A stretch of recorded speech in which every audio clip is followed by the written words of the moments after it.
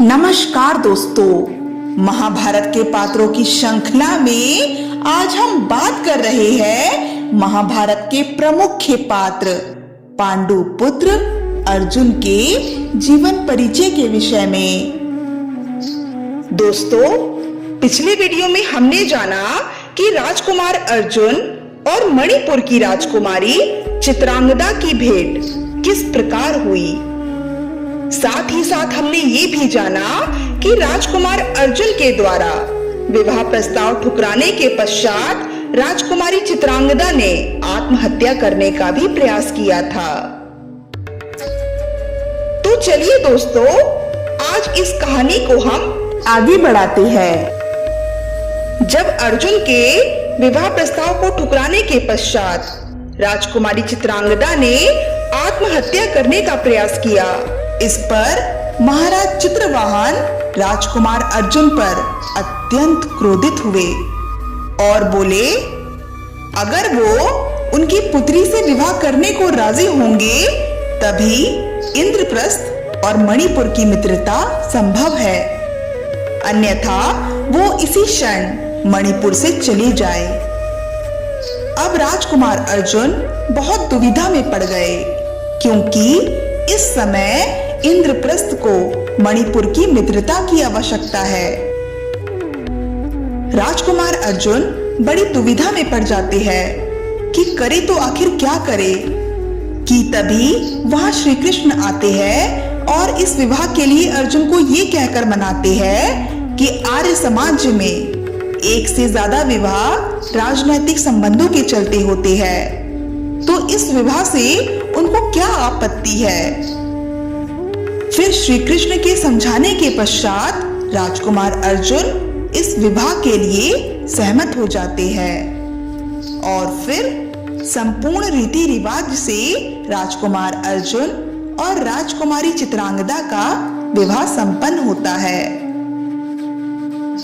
जब अर्जुन की तीसरी पत्नी नागकन्या उलूपी को अर्जुन और चित्रांगदा के विवाह के विषय में ज्ञात हुआ, तो उनमें चित्रांगदा को लेकर ईर्ष्या की भावना उत्पन्न हो गई और उन्होंने मन में ठान लिया कि वो चित्रांगदा का वैवाहिक जीवन नष्ट कर देगी, जिसके बाद अर्जुन उनके पास हमेशा के लिए वापस आ जाएंगे।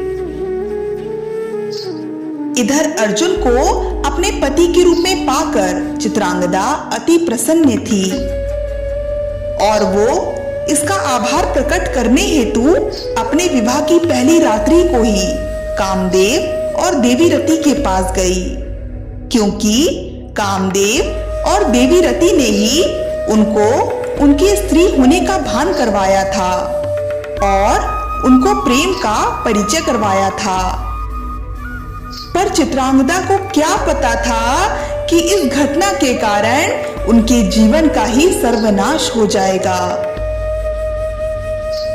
राजकुमार अर्जुन ने कुछ दिन मणिपुर में बिताने के पश्चात वापस नागलोक के लिए प्रस्थान किया। जब अर्जुन नागलोक पहुंचे, तब तक उनकी तीसरी पत्नी नागकन्या उलूपी ने एक पुत्र को भी जन्म दे चुका था। अर्जुन पुत्र रतन की प्राप्ति कर अति प्रसन्न हुए।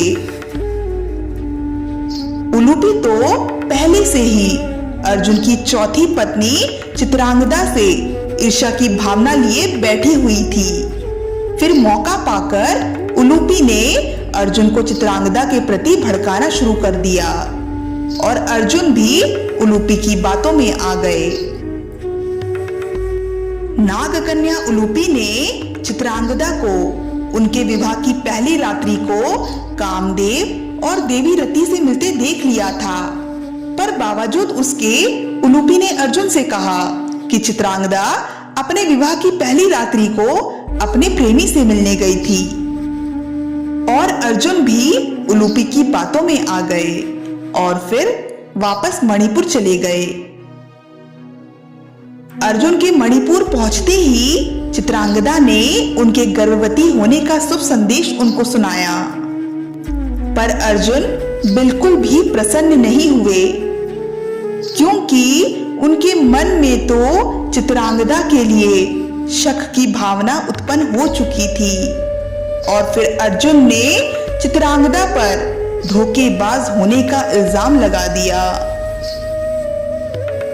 चित्रांगदा ने अर्जुन को बहुत समझाया कि उस रात्रि वो कामदेव और देवी रति से भेंट करने गई थी, पर अर्जुन ने उनकी एक ना सुनी और फिर गर्भवती चित्रांगदा को हमेशा के लिए त्याग कर वो इंद्रप्रस्थ चले गए। इस पर गर्भवती चित्रांगदा ने उसी क्षण ये प्रतिज्ञा ले ली कि उसके गर्भ में पल रहा संतान ही उनको पराजय कर उनका घमंड तोड़ेगा। तब चित्रांगदा ने ये ठान लिया कि वो इस अपमान का प्रतिशोध अर्जुन की पराजय से लेगी। अर्जुन को पराजय करने वाला और कोई नहीं बल्कि स्वयं उनका और अर्जुन का पुत्र ही होगा। इस घटना से नागकन्या उलूपी बहुत दुखी हुई, क्योंकि उलूपी ने चित्रांगदा के खिलाफ अर्जुन को इसलिए भड़काया था ताकि अर्जुन चित्रांगदा को छोड़कर हमेशा के लिए उसके पास नागलोक में आ जाए। पर ऐसा हुआ नहीं, अर्जुन इंद्रप्रस्थ चले गए। और इधर मणिपुर में कुछ समय पश्चात चित्रांगदा ने एक तेजस्वी पुत्र को जन्म दिया जिसका नाम रखा गया बब्रुवाहन। चित्रांगदा ने बब्रुवाहन को बालकाल से ही युद्ध का परीक्षण देना आरंभ कर दिया और उन्होंने उनसे ये बात छिपाए रखी कि उनके पिता अर्जुन हैं।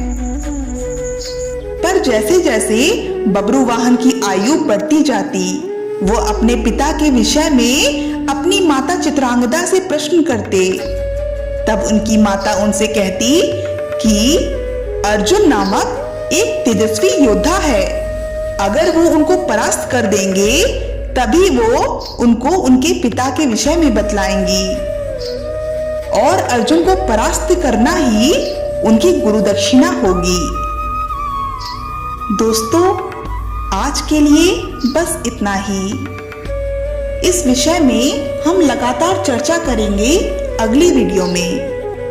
तब तक के लिए धन्यवाद।